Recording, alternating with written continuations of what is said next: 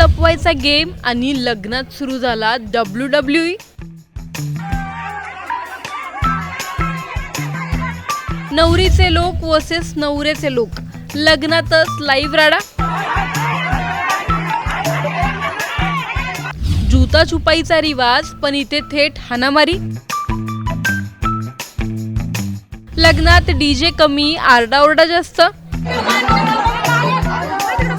पाहिलं का, हा काय कोणत्या मोर्चामध्ये झालेला राजकीय राडा नाहीये, हा लग्नातला विषय आहे। हो, लग्न म्हटलं की मस्ती, डान्स, जेवण आणि सगळ्यात मजेशीर म्हणजे बूट लपवण्याचा रिवाज। नवरदेवाचे बूट लपवायचे, पैसे घ्यायचे आणि मग हसत खेळत परत करायचे। पण जालन्यातल्या एका लग्नात हा रिवाज इतका सिरियस झाला की थेट दोन कुटुंबांमध्ये तुफान राडा झाला। बूट लपविण्यापासून सुरू झालेला वाद मारामारी, शिवीगाळ, जखमी आणि पोलीस स्टेशनपर्यंत पोहोचला। आता या लग्नाचा व्हिडिओ सोशल मीडियावर असा व्हायरल होतोय की लोक म्हणतायत लग्न होतं की ॲक्शन मूवीचं शूटिंग। नेमकं हे प्रकरण काय आहे जाणून घेणार आहोत या व्हिडिओमधून, त्यामुळे हा व्हिडिओ शेवटपर्यंत नक्की पहा आणि टाइम्स नाऊ मराठीच्या यूट्यूब, इंस्टाग्राम आणि फेसबुक पेजला फॉलो करायला विसरू नका। जालन्यातील अंबड तालुक्यातल्या नांदी गावात एक लग्न समारंभ अगदी आनंदात सुरू होता। मंडप सजला होता, डीजे वाजत होता, पाहुणे जेवणावर ताव मारत होते आणि दोन्ही कुटुंब लग्नाच्या आनंदात रमली होती। लग्न लागलं, नवरा नवरीने एकमेकांच्या गळ्यात हार घातले आणि मग आली ती प्रत्येक लग्नातली खतरनाक परंपरा, बूट लपवण्याची। नवरीकडच्या मंडळींनी प्लॅन करून नवरदेवाचे बूट गायब केले। आता मराठी लग्नात हा सीन अगदी नॉर्मल असतो, पहिले पैसे द्या मग बूट घ्या, अशी मस्करी सुरू होते। पण इथेच एक मोठा ट्विस्ट आला। नवरदेवाचा भाऊ सोमनाथ गायकवाड याने पण बदला घेत नवरीची चप्पलच लपवली। बस इथून वातावरण गरम व्हायला सुरुवात झाली। सुरुवातीला अरे देना घेण्यावर चाललेला वाद काही मिनिटातच तुम्हाला ओळखत नाहीस या लेवलपर्यंत पोहोचला। बूट गेले आणि नातेसंबंधही। थोड्याच वेळात दोन्ही बाजूंनी ओरड शिवीगाळ सुरू झाली। लग्नात जे लोक मोबाईलवर फोटो काढत होते तेच आता भांडणाचे व्हिडिओ शूट करू लागले। मंडपात खुर्च्या हलायला लागल्या। महिलांनी मध्ये पडून भांडण थांबवण्याचा प्रयत्न केला पण त्यांनाही मार लागल्याचा आरोप करण्यात आला। अश्विनी वाणी, संगीता वाणी, गणेश वाणी, विशाल माळी, सोमनाथ गायकवाड आणि अलका गायकवाड यांना मारहाण करून दुखापत केल्याची तक्रार करण्यात आली आहे। जूता छुपाई की फॅमिली फाईट, इतकंच नाही तर या गोंधळात महिलांच्या गळ्यातील आणि कानातील सोन्याचे दागिने हिसकावल्याचाही आरोप करण्यात आला आहे। म्हणजे बूट चप्पलच्या गेम पासून सुरू झालेला वाद थेट पोलीस केसपर्यंत पोहोचला।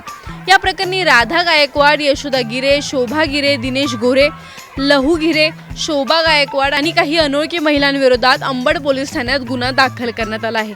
दरम्यान या संपूर्ण राड्याचा व्हिडिओ सध्या सोशल मीडियावर तुफान व्हायरल होत आहे। लोक हा व्हिडिओ पाहून भन्नाट कमेंट्स करतायत। कुणी म्हणतंय लग्न कमी, बिग बॉस जास्त वाटतंय, तर कुणी म्हणतंय मराठी लग्नात बूट सांभाळा नाहीतर नातं तुटेल।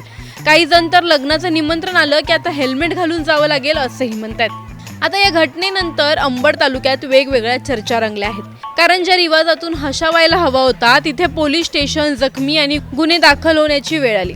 लग्नातले व्हिडिओ सामान्यतः कपल गोल्ससाठी व्हायरल होतात, पण इथे फाईट गोल्स व्हायरल झालेत। आणि आता सगळ्यांच्या मनात एकच प्रश्न आहे, मराठी लग्नात बूट लपवायचे की लॉकरमध्ये ठेवायचे?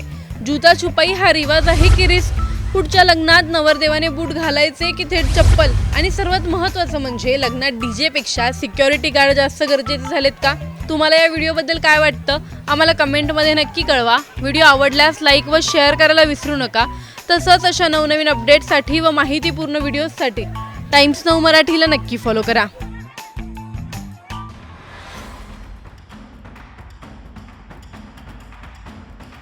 मनसेचा इशारा आणि सरकारचा यू टर्न, मराठीच्या मुद्द्यावर मनसे आक्रमक। हिंदीची परीक्षा रद्द, नेमकं काय घडलं? महाराष्ट्रात पुन्हा एकदा हिंदी विरुद्ध मराठी हा जुना वाद उफाळून आलाय। सरकारी अधिकारी आणि कर्मचाऱ्यांसाठी होणारी हिंदी भाषा परीक्षा अचानक रद्द करण्यात आली आहे आणि या निर्णयामागे कारण ठरलं मनसेचं आक्रमक आंदोलन।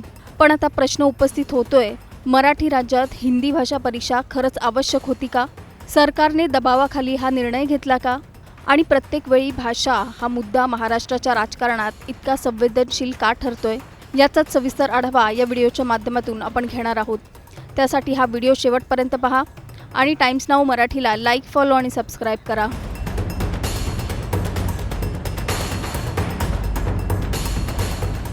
राज्य सरकारच्या भाषा विभागाने 28 जूनला राजपत्रित अधिकारी आणि कर्मचाऱ्यांसाठी हिंदी भाषा परीक्षा घेण्याची घोषणा केली होती. 1976च्या नियमावलीनुसार ही परीक्षा घेतली जात असल्याचं सांगण्यात आलं. मात्र हा निर्णय जाहीर होताच महाराष्ट्र नवनिर्माण सेना, ठाकरे गट आणि मराठी भाषा अभ्यास केंद्र आक्रमक झाले. मराठी कर्मचाऱ्यांवर हिंदीची सक्ती का, असा सवाल उपस्थित करण्यात आलाय. मनसेने तर थेट इशारा दिला, परीक्षा झाली तर परीक्षा केंद्राबाहेर काय परिस्थिती निर्माण होईल याची जबाबदारी सरकारची असेल. आणि अखेर वाढता विरोध पाहता सरकारला एक पाऊल मागे घ्यावं लागलं. राज्यातील सरकारी अधिकारी आणि कर्मचाऱ्यांसाठी निम्न श्रेणी आणि उच्च श्रेणी हिंदी भाषा परीक्षा घेण्याचा निर्णय भाषा विभागाने घेतला होता. ही परीक्षा 28 जूनला होणार होती, पण या निर्णयावर सर्वप्रथम मराठी भाषा अभ्यास केंद्राने आक्षेप घेतला. मराठी राज्यात सरकारी कर्मचाऱ्यांवर हिंदी भाषा लादण्याचा प्रयत्न होत असल्याचा आरोप करण्यात आला. यानंतर मनसेने आक्रमक भूमिका घेतली. मनसे नेते संदीप देशपांडे यांनी सरकारवर जोरदार टीका करत स्पष्ट शब्दात इशारा दिला. अशा पद्धतीने परीक्षा आमच्या अधिकाऱ्यांवर लादून हिंदी भाषेचा प्रचार आणि प्रसार करण्याचा प्रयत्न जर शासन करत असेल तर आम्ही त्याचा तीव्र शब्दात निषेध नोंदवतो. आपल्या माध्यमातून आमची शासनाला विनंती आहे की अशा प्रकारची कुठलीही परीक्षा या अधिकाऱ्यांसाठी आपण अनिवार्य करू नये. आणि जर केली, जबरदस्ती जर केली, तर 28 जूनला परीक्षा केंद्राच्या बाहेर जो काय तमाशा होईल त्याची संपूर्णतः जबाबदारी ही राज्य शासनाची असेल. दरम्यान ठाकरे गटाकडूनही या निर्णयाला विरोध करण्यात आला. पण शिवसेना उद्धव बाळासाहेब ठाकरे गटाचे नेते संजय राऊत यांनी वेगळी भूमिका मांडली. हिंदीला आम्ही कधी विरोध केला नाही. मराठी ही पहिल्या क्रमांकाची भाषा आहे. हिंदी असेल, इंग्रजी असेल, या ऐच्छिक भाषा आहेत आणि राष्ट्रीय स्तरावर काम करण्यासाठी इंग्रजी आणि हिंदीची आवश्यकता आहे. वाढता विरोध आणि निर्माण झालेला वाद पाहता अखेर मराठी भाषा मंत्री उदय सामंत यांनी पत्रकार परिषद घेत मोठी घोषणा केली. आपल्याकडनंच मला हे कळलं की मराठी भाषा संचालनालयाकडनं ही परीक्षा घेण्यात येणार आहे म्हणून. मी आत्ता आमच्याच प्रधान सचिव मराठी भाषेच्या जे किरण कुलकर्णी आहेत त्यांच्याशी चर्चा केली. जी परीक्षा हिंदीची लावलेली होती त्याला स्थगिती दिलेली आहे आणि भविष्यामध्ये ही हिंदीची परीक्षा आवश्यक आहे का ते मी राज्याचा मराठी भाषेचा मंत्री म्हणून पडताळून बघणार आहे. आणि जर आवश्यक असेल तर कंटिन्यू करू, जर आवश्यक नसेल तर ही हिंदीची परीक्षा न घेण्याचा निर्णय आम्ही घेणार आहोत. उदय सामंत यांनी यावेळी एक महत्त्वाचा मुद्दाही मांडलाय. महाराष्ट्र राज्य स्थापन होण्यापूर्वी तत्कालीन मुंबई सरकारच्या काळात हिंदी परीक्षा अनिवार्य करण्यात आली होती. पण 1 मे 1966 नंतर राज्यातील बहुतांश सरकारी कामकाज मराठीत होत असल्याने सध्याच्या काळात हिंदी परीक्षेची आवश्यकता किती आहे याचा फेरविचार केला जाईल, असं त्यांनी स्पष्ट केलंय. दरम्यान हा वाद फक्त सरकारी कर्मचाऱ्यांपुरता मर्यादित राहिलेला नाही. राज्य सरकारने अलीकडेच रिक्षा आणि टॅक्सी चालकांसाठी मराठी भाषा अनिवार्य करण्याचा निर्णय घेतलाय.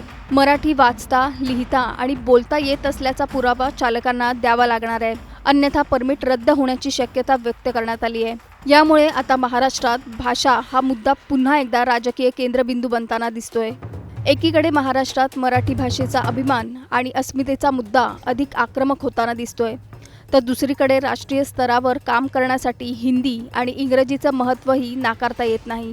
पण आता या संपूर्ण वादानंतर अनेक मोठे प्रश्न समोर उभे राहिलेत. सरकारी अधिकारी आणि कर्मचाऱ्यांसाठी हिंदी भाषा परीक्षा घेण्याची खरंच गरज होती का, की हा निर्णय घेताना महाराष्ट्राच्या भाषिक भावना दुर्लक्षित करण्यात आल्या? मनसे आणि ठाकरे गटाच्या विरोधानंतर सरकारने परीक्षा स्थगित केली, म्हणजे सरकार दबावाखाली झुकलं का, की जनतेच्या भावना लक्षात घेऊन सरकारने योग्य वेळी युटर्न घेतला? आणखी एक महत्त्वाचा प्रश्न म्हणजे जर सरकारी कामकाज मुख्यतः मराठीतच होत असेल तर हिंदी भाषा परीक्षा आवश्यक आहे का? आणि जर देशपातळीवर संवादासाठी हिंदी गरजेची असेल तर त्याला विरोध का?